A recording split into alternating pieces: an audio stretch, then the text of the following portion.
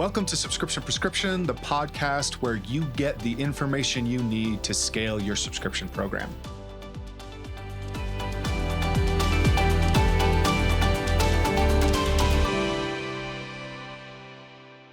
Welcome to another dose of Subscription Prescription. I'm your host, Matthew Holman, and this is the podcast where we try to help you understand everything related to D2C subscriptions.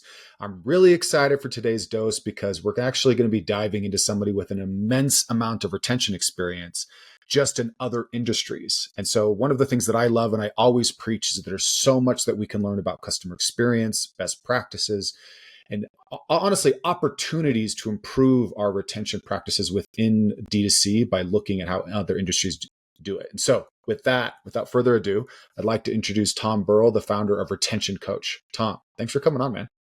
Hey, Matt. Yeah, great to be here. Thank you. Absolutely. So I gave a little bit of a tease about some of the industries that you've worked in before. So I'd love for you to take a few moments to tell everybody a little bit more about your background because it's pretty diverse. You worked in sports, telecommunications. So yeah, tell us a little bit more about your background.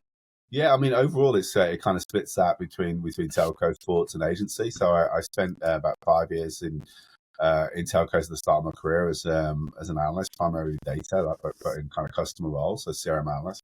I then moved to agencies and was a strategist, kind of data strategist and customer strategist for some of the big agencies in London. And I progressed to be global CRM director at an agency called LBI, which at the time was the biggest digital agency in Europe, and lots of design and build. And I helped to build out the global CRM practice. And then more recently, I spent about 8 years in client-side roles. I was head of marketing and CRM at Manchester United, and head of customer marketing at TalkTalk, and then more recently senior vice president of retention at DAZN, which is a sports streaming brand for those that are aware. No, that's really, really cool. I feel like you're like so understated. The fact that you worked at Manchester United, DAZN, like those are like massive companies, like worldwide brands, like recognition there and stuff. So I'd love you to tell it to like break down a little bit of like, we've talked a lot, offline before this call of like how you see the difference in retention strategy and approach within like telcos, as opposed to say other industries. And then we'll get into sports and some of the others. But yeah, I'd love to hear your approach on like how telecommunication companies like handle retention. Yeah, I mean, like in most mature markets, right? And well, most markets actually now, I think, there's no real growth in the telco market, right? Everyone has broadband, everyone has phones, so there's not a lot of opportunity. So they are absolutely hyper focused on retention, and brilliant at things like optimizing offer mix for different cohorts, especially when you've got substantial customer bases. And they regularly monitor LTV, right? These are brands that are looking at LTV every week in trading calls with senior management.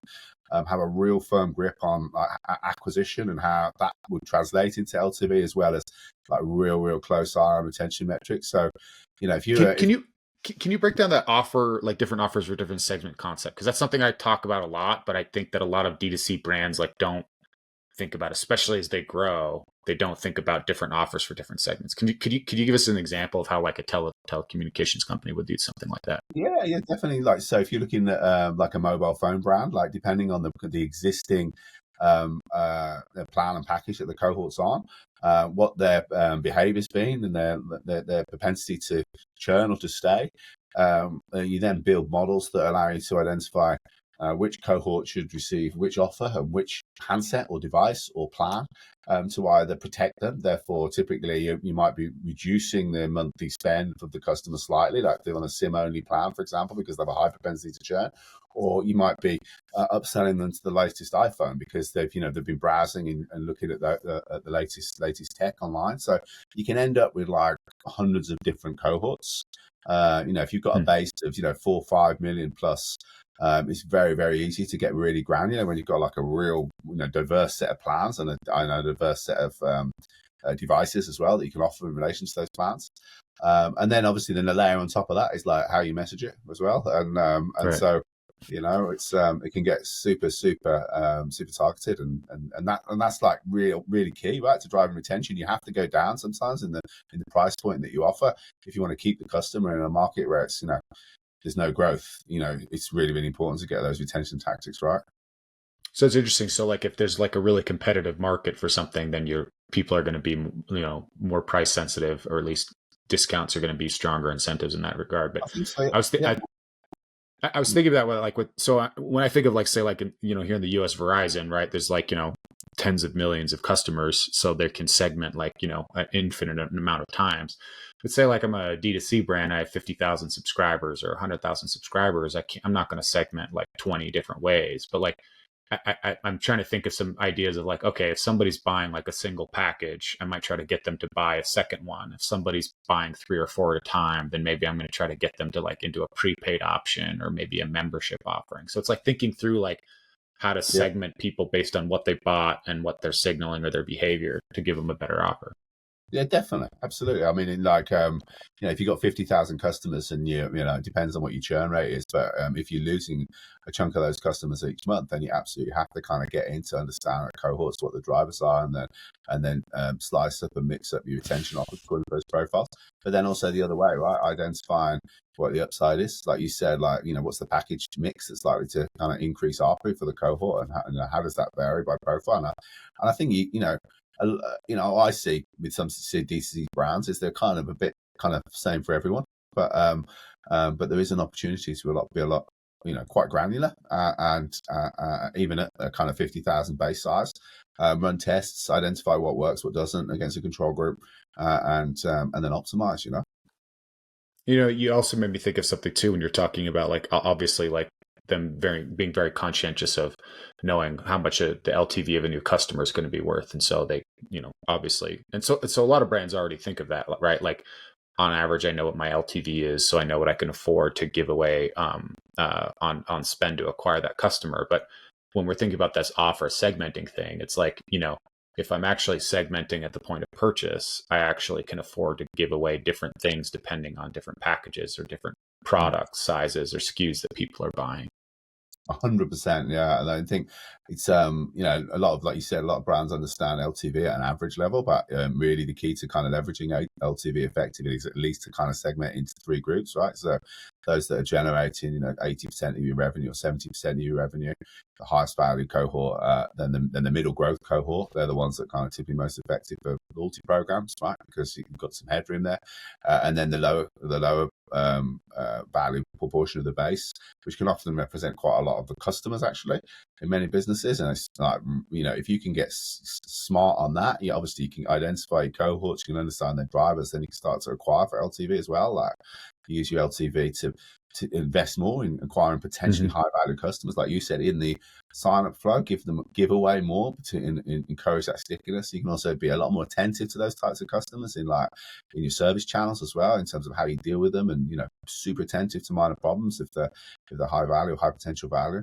And then the opposite, right, with the low value customers, like with the low value cohorts, some of them will be unprofitable, and some of them won't ever deliver a return for you. And it's not like about delivering bad CX, because obviously in our socially connected world, that's like suicidal. But at the same time, you don't necessarily need to invest in being super attentive to every problem that they've got. And my work, my content, I talk a lot about moments of truth, and not every moment matters. And if you're a low value customer, people understand their relationship with the brand, I think, right? So if you're take it the other way, if you're a high value customer of a bank, and you've lost your card, you call the bank, you expect to have the phone to be answered pretty quickly, and then to put a block on your card pretty quickly, right? If you're a low value customer, you dip in and out of a streaming brand, for example, when you've got a problem, you don't necessarily expect to have the phone call answered straight away. Actually, you don't even expect to have voice support potentially, be able to deal with your issue by AI or via a chatbot of some kind, or digital FAQ. So I think it's really, really important. LTV is like fundamental aspect of retention for, I think, any type of brand, and having a real handle on not just the overall average, but how it kind of stratifies across your base, and what that means in terms of the profiles of the types of customers you attract and acquire is super important. Yeah, what would you say to the question? Because I get into this a lot, where talking to brands that become really focused on trying to keep those low value customers, like they view their entire cohort kind of like universally, and it's like they're getting really upset that they have a lot of people that are basically subscribing for a discount and then canceling right away. And then I am often trying to think about like, okay, well, what about just trying to build better experiences for the more profitable ones? Like, what's your reaction to that? How would you advise somebody, whether they're in telecommunications or digital subscriptions or physical subscriptions, about approaching that? Like, I know you've just said a lot, so maybe it's just like go back and listen to what you just said again. But how would you think about that approach when somebody's like really worrying about those low value customers that are just churning and burning? Yeah, I mean, it's an issue, isn't it? Right, if you're spending a lot on media and then you're acquiring customers that just don't give you a payback, that's a big issue. Yeah? So I think it's definitely something you should worry about, right? You shouldn't.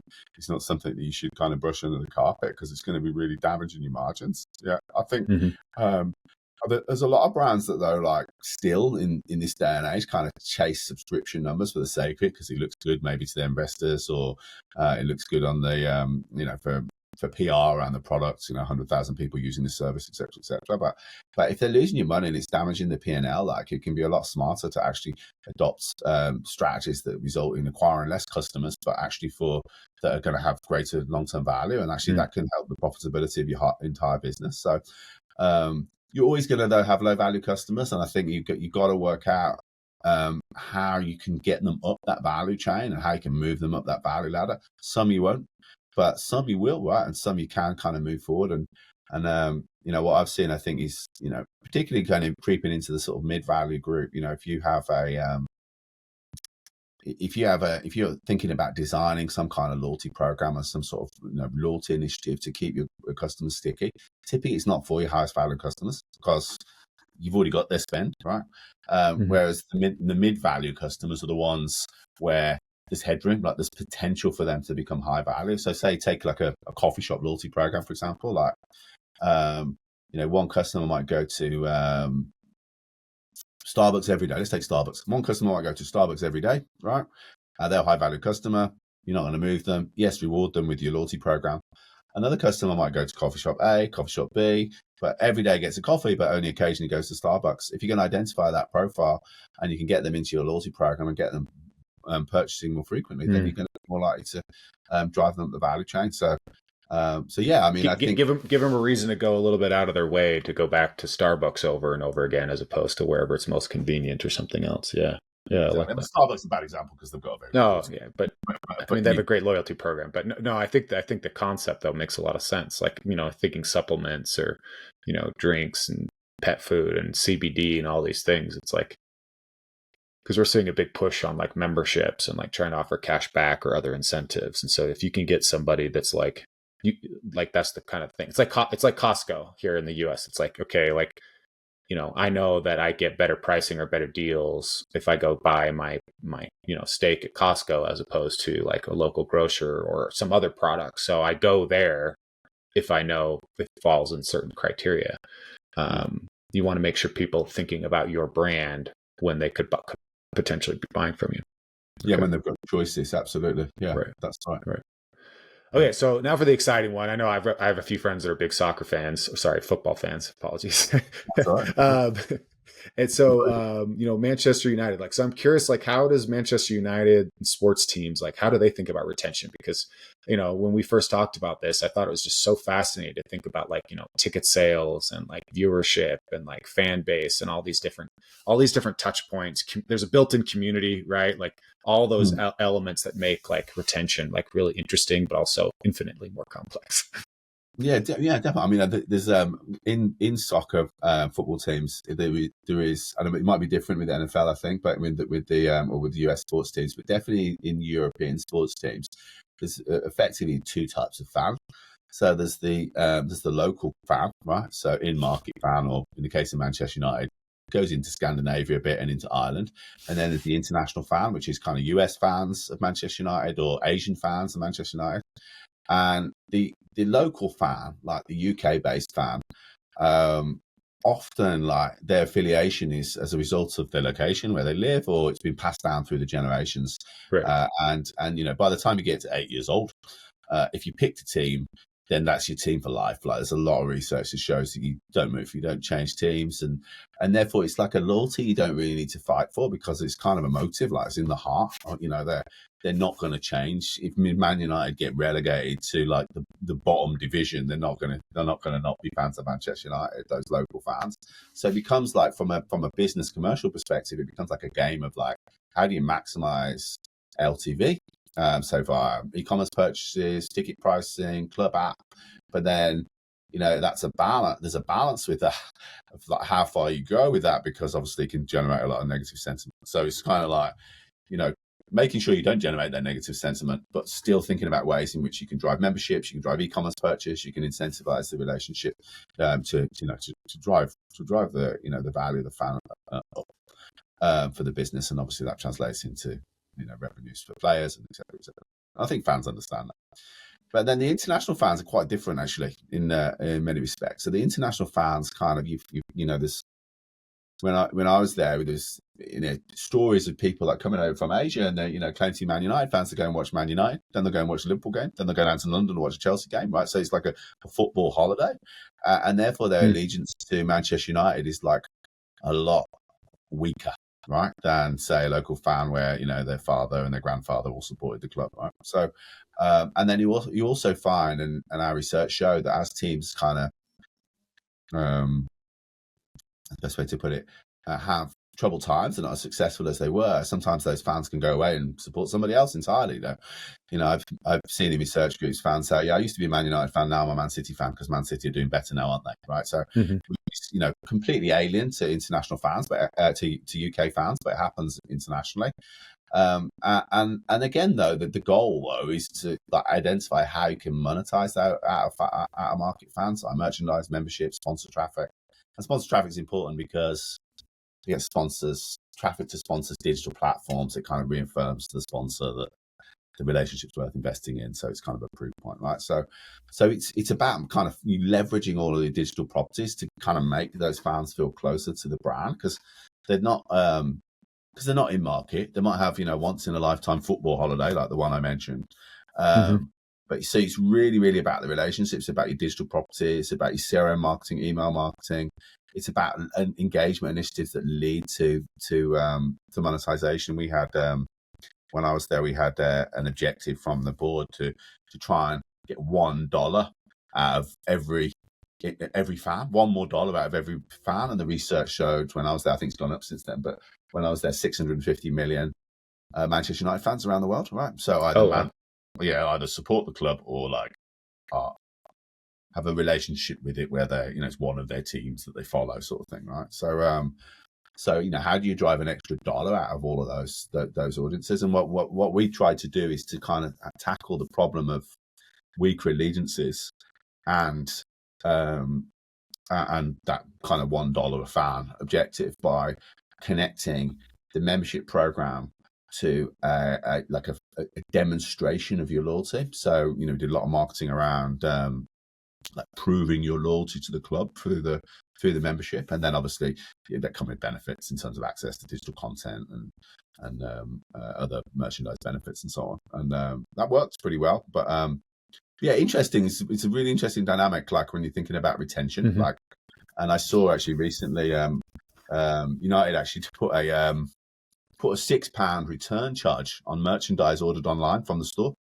And honestly, I think that's a really bad move, right? Because you're just going to end up with fans can just go to Adidas and buy the shirt, right? And not have to pay the £6 return if it's the wrong size, right? So, no, you can't take them for granted. They're not always going to spend money with you just because it's, you know, it's the club. They're not. They're a bit more savvy than that, I would say. Like if I want a Manchester United jersey, I'm not necessarily going to go to the Manchester United website. Like I'm going to Google like Manchester United jersey, and then I'm going to shop. And then if I really care, I'm going to make sure it's authentic, or at least has some version of authenticity, right? As opposed to like, again, I'm not going to go to their website to do all that research. I'm going to do it on the internet and then find what works for me.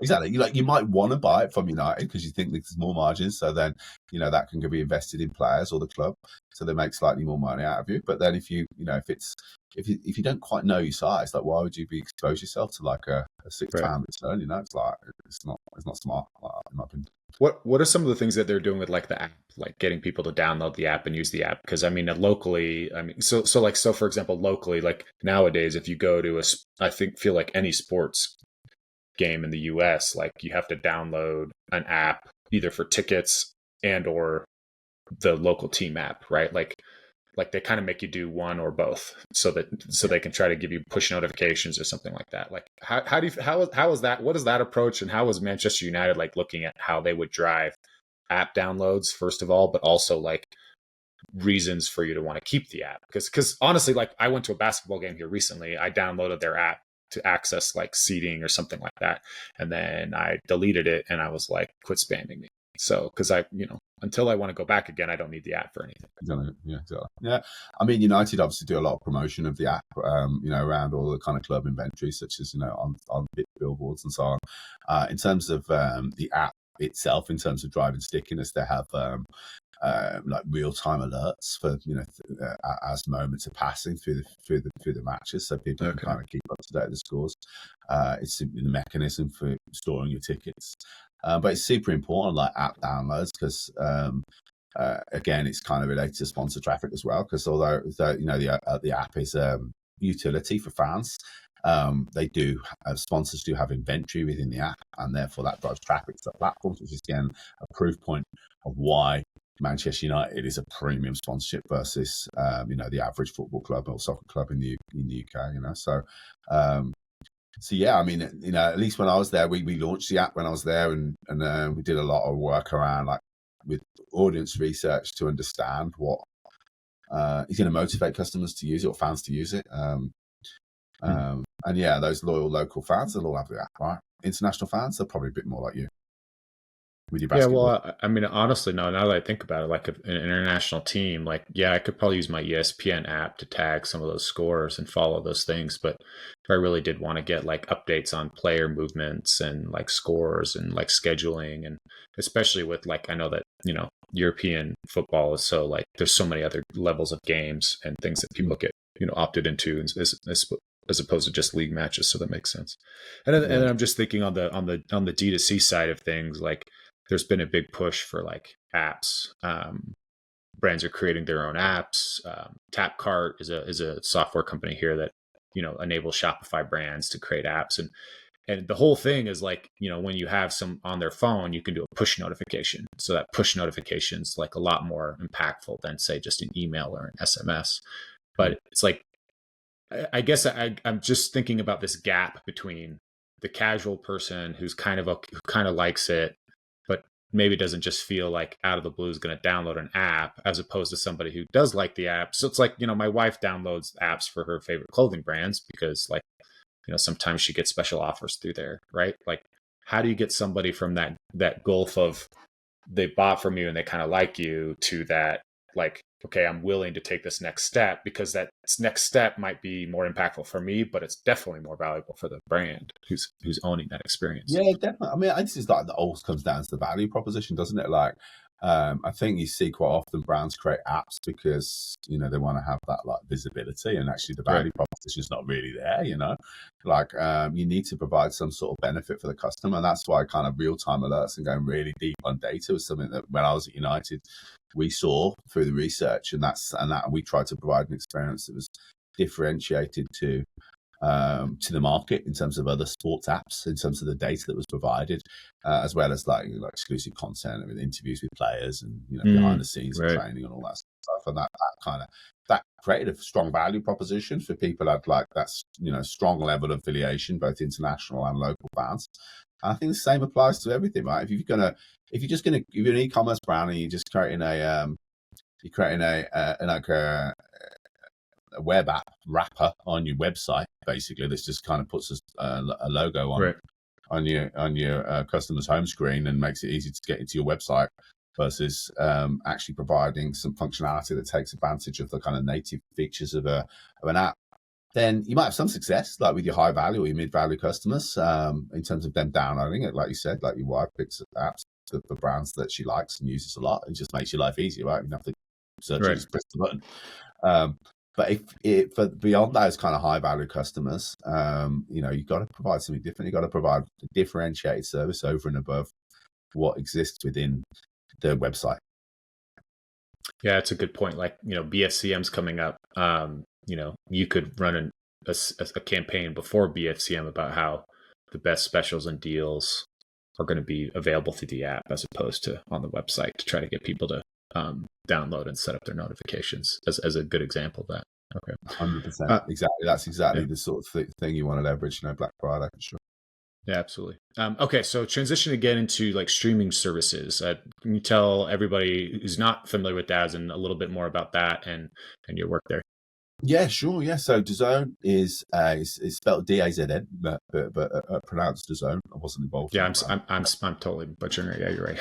That's right. Loads of people do. Everyone does it actually. It's certainly more catchy. That DAZN is certainly more catchy than DAZN.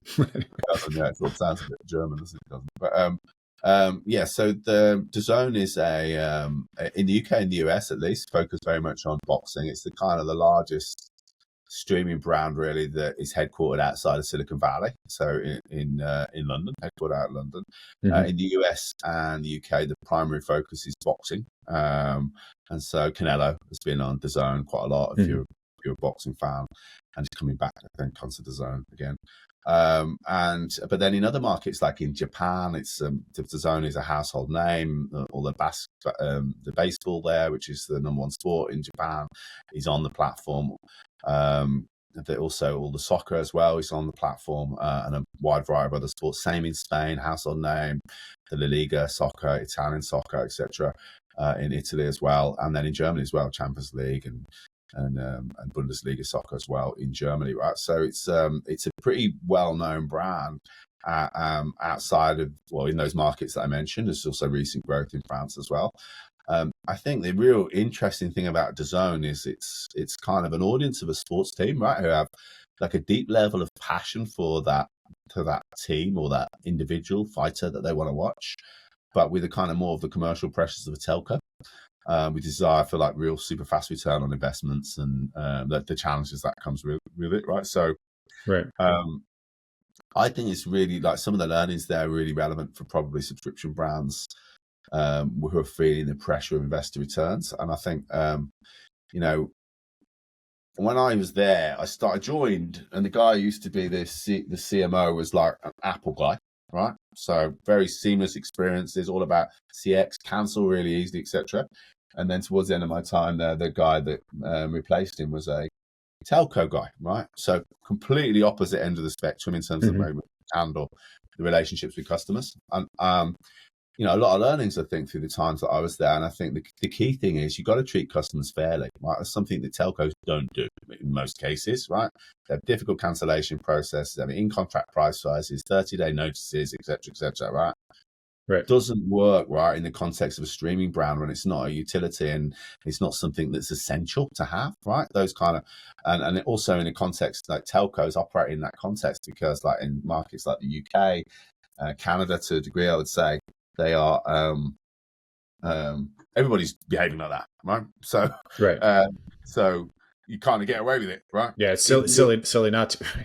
Exactly. So not to. Yeah. In the US, it kind of changed with T-Mobile, right? T-Mobile changed the game in the US in terms of treating customers fairly, and I think some of the like UK are kind of another markets, telco organizations have kind of like should look to that. Yeah. It used to be incredibly difficult to cancel your contract and move, and then T-Mobile started buying out contracts. Or something, yeah, and then now it's a lot easier to switch, and now you're just getting phone upgrade offers all the time. Exactly, and they did things like show the full price in the ads as well, right? T-Mobile, yeah, that's so many things, right? That's right. Like the guy who actually was the CEO there during that time between sort of 2012 and 2019 came from Bain, worked with Fred Reichard all about CX and implemented loads of different policies that really transformed that business, and they tripled their customer base in sort of 7 years, which is amazing from a business that was just like flatlining on 35 million customers, and it's driven off the back of word of mouth, right? So, so yeah, we sort of digress a little bit, but in streaming, right? It's really important that you don't do things that kind of damage the short-term relationship or damage like customer advocacy for the brand, because in sports streaming, the number one competitor is actually illegal links in Europe, right? So what watching the sport illegally. So like you might think you're having a monopoly because you have the rights for that sport in that market. But actually, you're not. You're competing with people streaming illegally. And to be frank, like the authorities don't do a lot of work to prosecute the people actually watching. They're focusing on the people who are actually doing it. Yeah, so it's quite easy for people to kind of pick up a link with a bit of a search and watch some everybody would watch every NFL game here on illegal YouTube links, and I was just like, and he showed it to me once, and it was ridiculously easy. Like it, so yeah. So you can't like you can't implement policies that treat customers unfairly. So it's about getting that balance, right? In my opinion, like I think you can go too far in trying to deliver the absolute perfect UX or CX to the detriment of the brand. So like at DAZN, in the My Account session, a massive big black button that said cancel, right? So people who are very emotive, they're Italian, their team's lost, throw the TV remote across the room, click cancel within a minute, right? And then 5 days later, they're back, right? Because the team's on again. So that's terrible CX, right? That's really bad for the customer because they have to go through the process of re-signing up. So how do you get them like in that, when they're in that moment, to sort of ponder the decision? And it's really simple, right? Just add more steps in the journey. And this is what we did. Like, so instead of one big black cancel button that kind of staring in your face, have a step which is like personalized content according to, your profile and what you're going to miss. So, if you leave, you're not going to see that game that's on in 5 days.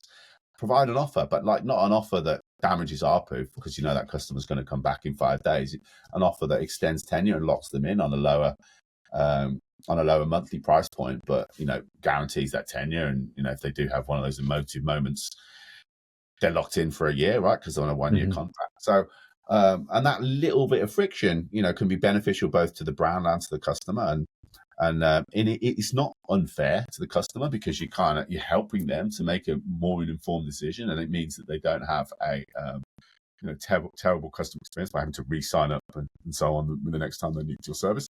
And it's beneficial for the brand because you reduce churn, right? And I think that there's lots of ways that kind of principle of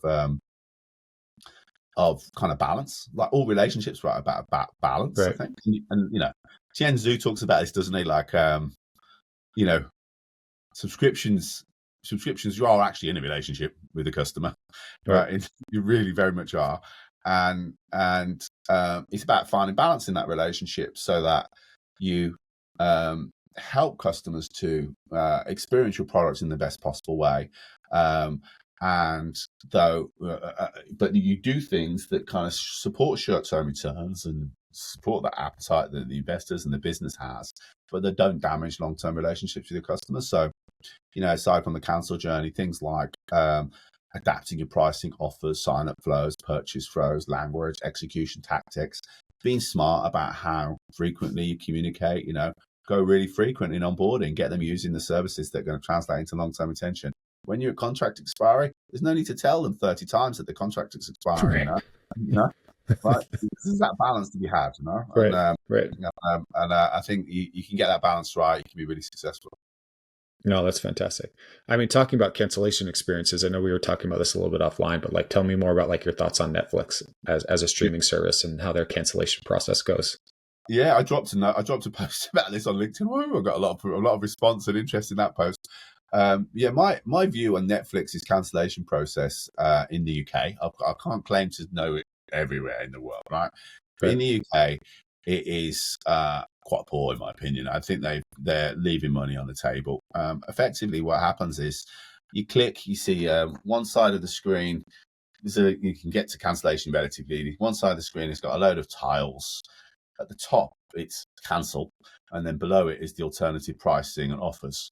And to me, like it's a massive missed opportunity, right? So they've got so much data, which is why their biggest issue in Netflix, from what I understand, is doom scrolling, where people are spending half an hour like trying to find something to watch. I mean, that's me, but yeah, that's me as well. But the personalization gets around that, and I saw a stat that said that 80% of content that people consume is based on a personalized recommendation versus a search, right? So it shows the power that they are getting it right? They are trying to stop doom scrolling. But they know what you're watching, right? They know you're interested, like, you're interested in crime dramas or rom-coms or sports documentaries, or, they know what you're interested in. So why have you got like this generic package of tiles? Like, why aren't they dialing up and identifying like the hero content and unpacking it a little bit before you even get into the pricing offers?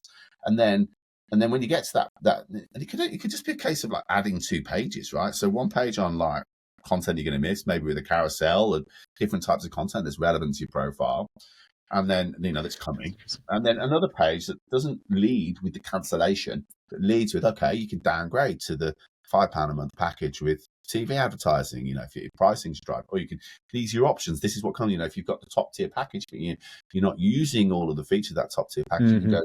It's not as valuable to you, so you might want to take. Well, the personalization thing is so funny too, because that's like the whole idea is like you actually might get a show recommendation or idea of something you should watch right there and think, oh, wait a second, I forgot I did want to watch that show. I shouldn't cancel. But then also, like, if they have new shows coming, right? Like, I think that's what you mentioned when we first chatted, is like, why not show off the fact that, later this month, this movie that I'm going to love is coming to the platform. Or the second series, or the third season of the thing that you've watched already, right? Like, it's coming next month, sort of. Looking ahead is really important. We found that at DAZN as well, actually, particularly in sports, like putting in the cancellation journey the events that are in the future, not the content that's now, right? Like, and after the window of which you'll cancel. So if you cancel on day 10, and on day 20, that's when your subscription will end, because that's your bill date. Put in events that are after day 20, right? Because then that makes them ponder the decision. The event between doesn't. Yeah, no, that's a great idea. And I think the trend we're seeing here within D2C subscriptions is like mentioning not just, so like the common practice is really like, you get an extra discount or a gift, or maybe you just need to skip this order kind of thing. But where I think some of the innovation is happening is like, say you've built up loyalty points, or there's a rewards milestone like on your next order, like, so if you cancel now, you're going to miss out on some kind of like, there's a continuity effect, right? Like if you can skip, but if you cancel, you opt out of all these cascading benefits that are coming in the future, is another way kind of to put it. But I mean, and I would always argue too, that I think brands sometimes do a poor job of reminding people why they subscribe in the first place, if it's weight loss supplement or something like that, like, you need to be showing pictures of people at the beach, like, or if it's winter time, so like summer's not that far away. Exactly. Talking to that, like, as a customer, actually, there's a brand in the UK that called Trip. They sell CBD drinks, like alternative for alcohol, right? So just to make you feel a bit relaxed instead of drinking alcohol. And I was a subscriber to those guys for a while. They also have like CBD drops for kind of help you to sleep and stuff. And what I thought that was really good that they did was in month 2, they said they were going to send me this product that I hadn't purchased, right, which was like a daytime drops, right? So, and that obviously kept me, because I wanted that free product worth £40, and then I got the product, which is great, right? And I didn't, but I could have, purchased that product again, right? So I thought that was a really good mechanism, particularly at that kind of key moment. Month 2, month 3 is obviously in D2C subscription quite a key moment quite often, because you've had the first month of the goods, right. You've got the good at a discount versus a one-time purchase, and then you've subscribed and you're waiting for month 2, month 3. It can be a key point. So I thought it was a smart move by them. I did cancel anyway shortly afterwards, but still, it was a good tactic. Yeah, no, it's effective. It's definitely effective. Okay, so Tom, just as kind of starting to recap a little bit though, or I say wind down a little bit. So retention coach, tell me about, like, you went from working at DAZN and some of these other places that are now gone into consulting. So tell me a little bit more about your work at retention coach and who's a good fit for you.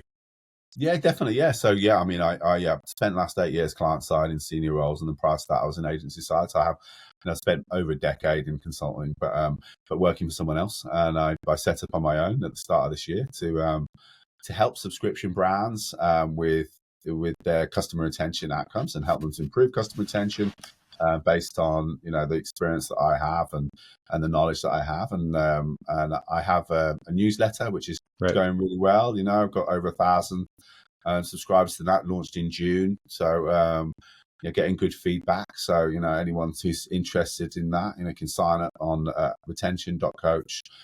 Newsletter sign up is on the nav. My philosophy is I give all my ideas away for free. So I post regularly on LinkedIn. I post regularly on, and all my content in my newsletter is, it's basically everything I know about how you manage retention in subscription businesses. And, I've done 15 episodes now. I call them episodes. They probably should be editions, but episodes on my newsletter. And, I've got 100 ideas of content to come, right? So it's going to go and go and go that. But as I said, I give all my ideas away for free, and then I work with clients on execution of those ideas. I have a couple of clients I'm working B2B SaaS brand and a hypnotherapy mobile app that I'm working with at the moment, and I'm helping them to execute my ideas within their businesses and drive return. And we've been particularly successful with the hypnotherapy app of 7x subscribers. So I started working with them, which is super good, and gone from losing money every month to breaking even and growing in subs. So that's good, right? From an investment perspective, which is the next step for us. So I also have a product which is a retention accelerator, which is basically my entire playbook packaged into one deliverable for a fixed price, and made relevant to the client's specific circumstances, needs, segment, etc. Over 100 case studies. And is that on retention.coach as well? Yes, I'm retention.coach as well, exactly. Okay. What you said is really so true, right? Learn from other industries. Every subscription business can learn from absolutely another subscription business in a completely different sector, right? So, and I think quite often leaders don't do that. They get so tunnel vision into their own business, and when they do look outside of their own business, they're just looking at copying what their competitors are doing, but not looking outside the industry. It's so true. I think the thing that I harp on the most is if you want to know what onboarding looks like, go download like a sleep app. They ask you so many questions. They have so much information, but they also educate you as they ask you those questions. So they ask you do you use your phone before sleep? And then you mark how often you use your phone before sleep. And then they explain to you why using your phone before sleep is detrimental to your brain shutting down. So a lot of subscription brands in the D2C space aren't educating people about how their product works. You bought it, here you go. You're missing this massive opportunity, like you said, of sending all these emails or all these communications up front to try to get somebody to start using it and have positive experiences. That's why I love about how apps do that. Yes, definitely. No, you're so right. And I think, that moment, that onboarding is so important. It's almost the most important part of the relationship. And a lot of brands are just they treat the acquisition, the converted acquisition as the end of the job, right? Actually, it's the start of the job, right? It's the start of the relationship. Right. And at that moment, that first month or that first 3 months, depends on the brand and product, is when customers really, really want to hear from you. They really, really want to learn about how to get the most out of your product. And if you can do that in a way that that helps them to get long-term value, obviously they're more likely to be retained, and then more. Super simple example. At DAZN, we saw a correlation between watching highlights and soccer highlights and being retained, right, amongst the soccer cohort. So in our onboarding program, just push highlights really heavily, and we drove a 10% increase in early life retention just from that single. That would work on me. Yeah, that makes sense. That makes a lot of sense. Yeah, and I think that's the other thing too with SaaS onboarding. It's you have to try to find a quick win right away. You get somebody to set up a profile, or if it's Canva, do your first design. The idea is you want somebody to have a success, have a quick win. I think that's harder in physical goods. I'll tell you, there's a product I talk about all the time. They're called X Endurance. They right out of the gate, they challenge you because it's an endurance supplement. They tell you to go do your big workout of the week and track time, effort, all those things.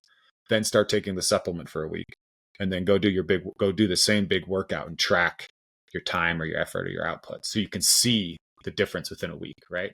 And I just love that idea of before and after pictures and skincare and things like that. You try to get somebody to commit to something so they can see a quick success, and that's a huge buy-in for down the road. 100%. Yeah, getting them to a result really, really fast. Getting them the benefit really fast, and then like you said, getting them to get into a habit, getting them into a behavior, and James Clear, obviously 30 days to create a habit. Get them to do something. Just that then translates into a behavior. Is so powerful, right? So powerful. Yeah. Well, Tom, thank you for coming on the show. Thank you for sharing all this insights and learnings. I mean, there's a wealth of stuff that you've put in here.